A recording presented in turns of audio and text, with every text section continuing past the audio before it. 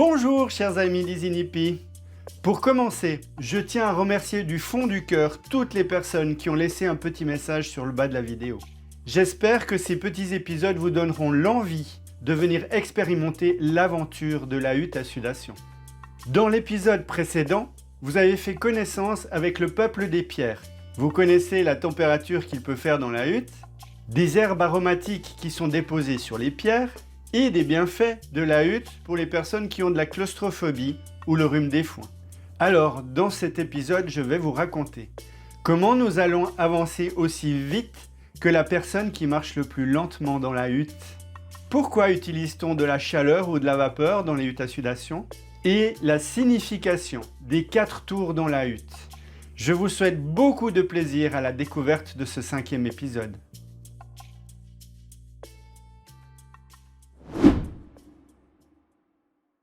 Qu'est-ce que ça veut dire de marcher le plus vite que la personne qui marche le plus lentement? C'est-à-dire que je ne vais pas forcer une personne à rester dans le noir avec une porte fermée si ses limites elles ont été atteintes. Avant de rentrer dans la hutte, symboliquement, j'offre les clés de l'ouverture de la porte à chaque participante, de manière à ce que quand cette personne elle a atteint ses limites, elle va demander l'ouverture de la porte par ouvrez la porte ou mita koye oyasin. Et à ce moment-là, si moi je fais un chant, je vais terminer ce chant et je vais avec le groupe demander l'ouverture de la porte. Et le gardien du feu ouvrira la porte à ce moment-là et la température va baisser. La personne qui avait atteint ses limites, si elle avait le cœur qui bat et à son cœur qui va pouvoir revenir à une pulsion normale, la température va pouvoir revenir à température initiale et l'excès de chaleur pour cette personne ou l'excès de travail, parce qu'en fin de compte, ce n'est pas... En fait, dans la hutte, c'est pas la performance par rapport à la chaleur. La chaleur et la vapeur, elle est là pour apprendre à la personne ou pour montrer à la personne où sont ses résistances.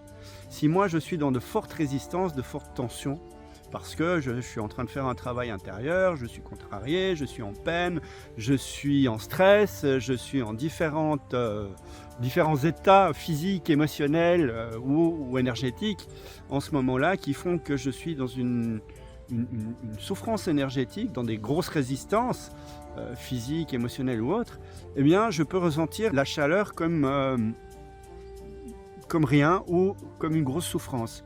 Il peut y avoir dans cette hutte une maman avec son bébé et le bébé peut dormir alors qu'à côté du bébé ou d'un enfant, il y a un adulte qui est en train de suer, de travailler, puis de souffrir, c'est dur pour moi, c'est trop chaud, alors que peut-être qu'il fait seulement 50 degrés dans cette hutte.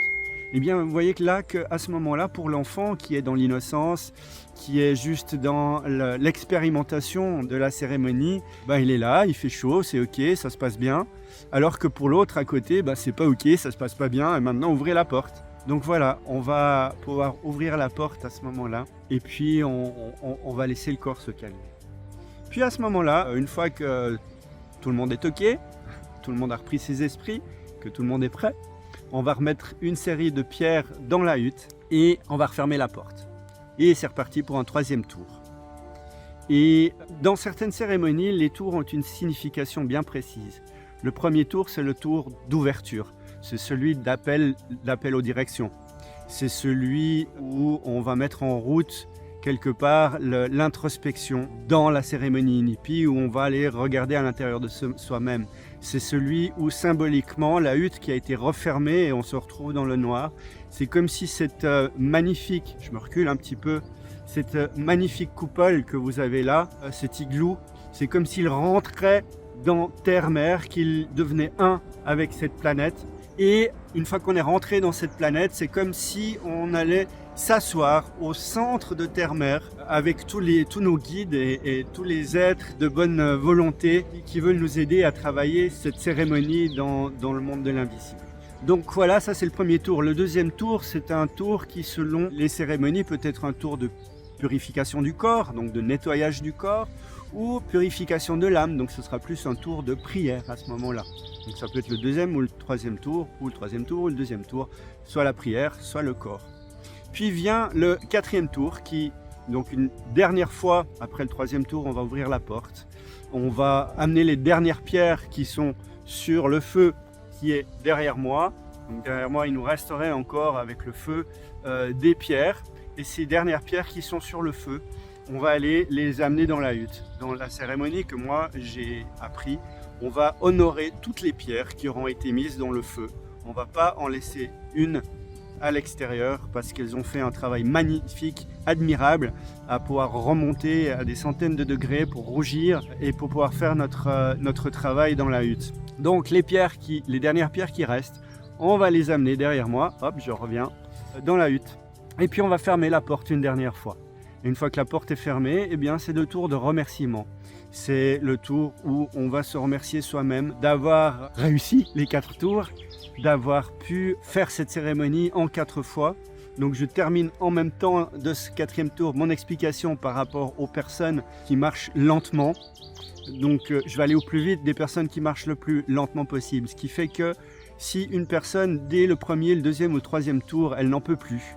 Là, j'ai eu assez pour aujourd'hui, j'en peux plus.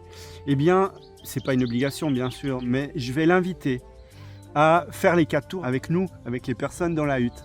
C'est comme si on est dans un train en route. Je vais inviter la personne à, si possible, ne pas sauter du train avant qu'on soit arrivé à la gare.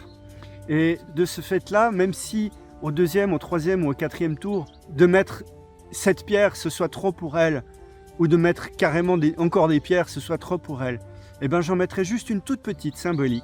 Je ferme la porte et je rouvre la porte. Et là, on a fait notre 2e tour.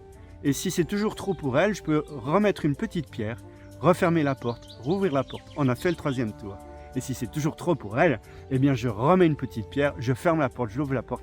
Et on arrive au 4e tour. Donc de cette manière-là, on peut faire 4 tours qui sont très très longs, ou on peut faire des tours qui sont très très courts. Ça me permet de répondre à une autre des questions, c'est combien ça dure une cérémonie NIPI.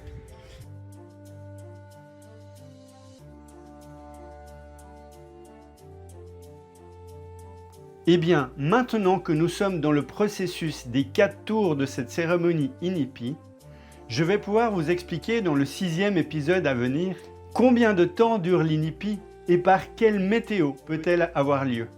Je vous parlerai aussi de ce qu'il se passe après la cérémonie, une fois qu'elle est terminée.